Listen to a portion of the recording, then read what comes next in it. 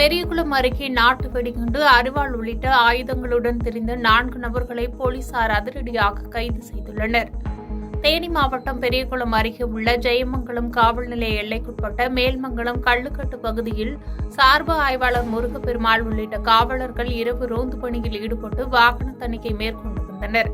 அப்பொழுது பெரியகுளம் நோக்கி சென்ற ஆட்டோவை சோதனை செய்தபோது ஆட்டோவில் இருந்த நபர்கள் காவல்துறையினரிடம் வாக்குவாதத்தில் ஈடுபட்டுள்ளனர். இதனைத் தொடர்ந்து ஆட்டோவை முழுமையாக சோதனை செய்ததில் 2 நாட்டு வெடிகுண்டுகள் மற்றும் அரிவாள் உள்ளிட்ட ஆயுதங்கள் இருப்பது கண்டுபிடிக்கப்பட்டது.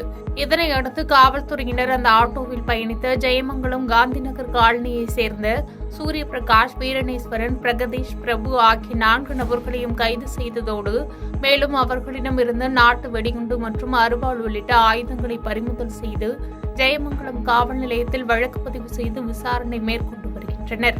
மேலும் நாட்டு வெடிகுண்டுகளுடன் 4 நபர்கள் கைது செய்யப்பட்டதைத் தொடர்ந்து கியூ பிரிவு காவல்துறையினரும் விசாரணை மேற்கொண்டு வருகின்றனர்.